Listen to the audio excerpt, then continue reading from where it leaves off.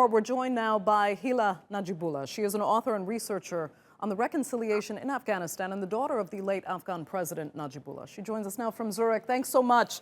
We appreciate you being here. Seeing how the Taliban has behaved, I mean, in just the past few weeks, in spite of this peace agreement, do you consider, first of all, UN Security Council support for this peace plan and the troop withdrawal, as well as the Taliban prisoner release that's now underway? Do you consider all of that progress? To just put this in a larger perspective, when Mr. Khalilzad started the negotiations for the peace process a year and a half ago almost, he came up with a 4-point agenda. That was basically the withdrawal of foreign troops, the fact that the Taliban had to give a guarantee that there would be no terrorist, operating from Afghanistan, ceasefire, as well as intra-Afghan dialogue, and that they're all interconnected. So far, on the 29th of February, the agreement between US and the Taliban are basically a withdrawal or an exit agreement. So this does not cover the last 2 points of his mandate, based on which he started his process of the peace. Now, it's interesting that while this agreement was signed with the Taliban, concurrently another agreement or declaration was issued between the Afghan government and the United States. In that declaration, there is no mention of how many Taliban prisoners should be released. So at 1,500 release of the Taliban prisoners are basically a goodwill gesture by President Ghani. However, this does not mean that this is progress, because I personally think that issue of the release of the prisoner must have been or should have been a part of the negotiations between the Afghans themselves, that is the Taliban and the government. Who is in charge as to what needs to be done with the prisoners who have got blood on their hands? Right. What about justice? What about their role in terms of integration back to the society? This needs to be widened up for the Afghan people to take a decision as well. I mean, because they are effectively convicted criminals with an entrenched Taliban mentality now being released into society. What kind of danger does that pose?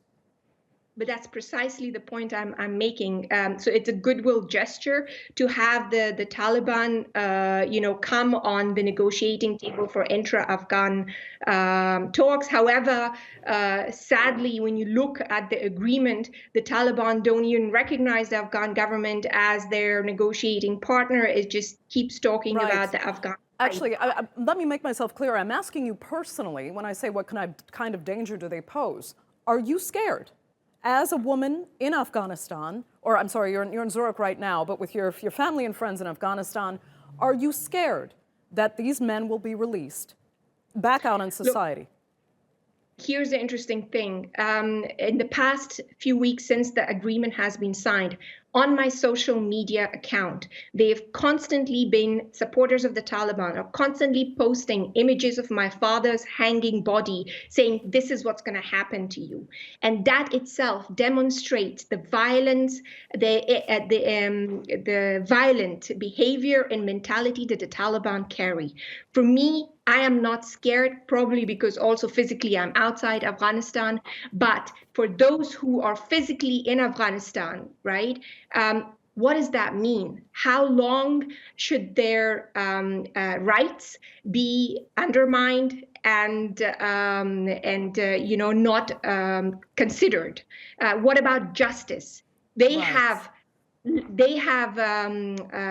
lost members of their family. So who are the US or the Taliban to forgive themselves for killing innocent Afghans? Right. And now part of a wider process, and that's what peace is all about. And also, I mean, the Taliban now is being viewed as a legitimate negotiating partner in this peace deal going forward. I mean, do you trust the Taliban, if it comes back to the fray, to play a political role in Afghanistan?